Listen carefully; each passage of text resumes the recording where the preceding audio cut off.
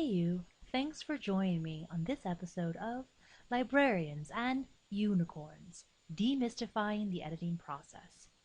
Editing is really about telling a story. I would argue that the editing choices you make trump all other creative choices and is where the craft of storytelling really begins. If you're nervous about editing film, don't be. After this video, you're going to edit like a champ, I promise. Let's walk through some of the editing decisions I made while highlighting the functionality of YouTube's pretty sweet Creator Studio. Let's jump right in via youtube.com/editor. Step 1. Log in, select Upload, and if you shot on your phone, as we did during Ryla, simply plug in your phone to your computer, click Upload, change your privacy settings. I would recommend maybe unlisted or private until you've finished editing. And then navigate to your awesome footage. Once your film is uploaded, consider adding a playlist to keep organized and to watch your clips in sequence. Simply select New Playlist, add in the title, Sweet Footage, Create, click Add Video, choose your YouTube videos, navigate to the clip you'd like to add, and then select. That's it. Simple. Once you're ready to jump in and edit, choose New Project, and you're on your way. Everyone edits differently, but for me, I start by reviewing all footage and then making some quick cuts to narrow down the project. We started with over 4 minutes of footage, not including those delightful Creative Commons videos of unicorns and kittens, which I added in post-production. Since we shot with 2 cameras, let's begin by deciding which take, camera A or camera B, is the best take to open the film. In this case, I chose the opening sequence from camera A because it was more tightly framed as a mid-shot, and thus provided a sense of intimacy and calamity that the second take, which included Mackenzie, did not. However, I chose to cut to camera B for the actual speaking scene, as it eliminated several key moments of dialogue during which the top of Jillian's head was unfortunately out of frame. Let's get started. To add footage, as I've done, you simply click on the camera icon and drag and drop. Okay, so I've chosen a take. I've added it to my timeline. From here, I want to cut out parts which didn't work or which were brilliant but don't necessarily fit into the wider storyline. To do that, click on the camera icon and then press play.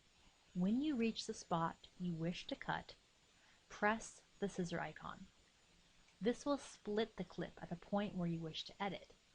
From here, you can drag the image in on either side once you select, thereby eliminating a gratuitous gesture, noise, etc.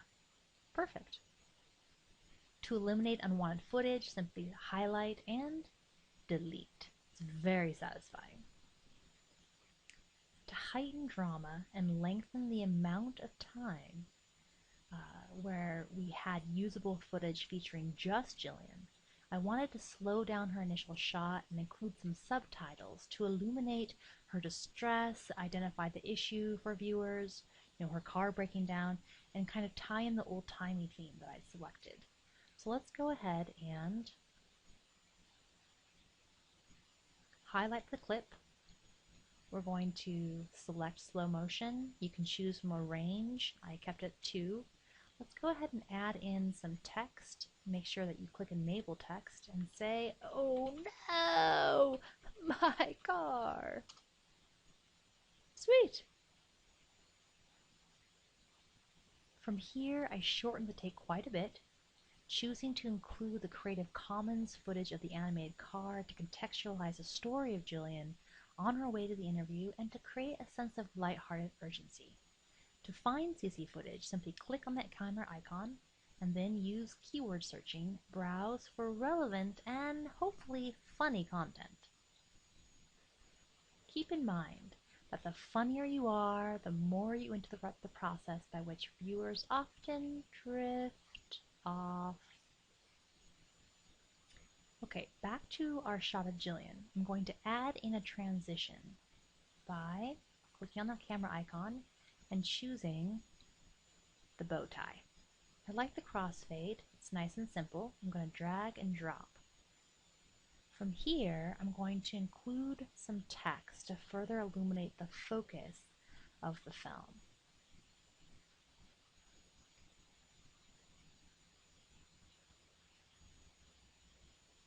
Help! As the filming conditions were far from ideal, no rehearsal, no chance to substantially alter the set, lighting, or control for sound, I was absolutely impressed with how fantastic the footage was. But there were some challenges that I hoped to soften a bit. So one of them was simply including a filter.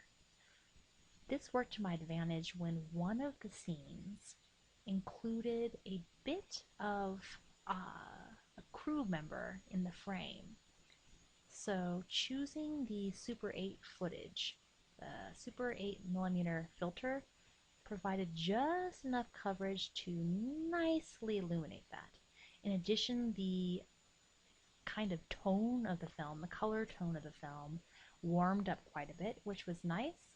And it also provided a means through which we could tie in the theme of car, older clips, and the delightfully pink wig that Mackenzie highlights.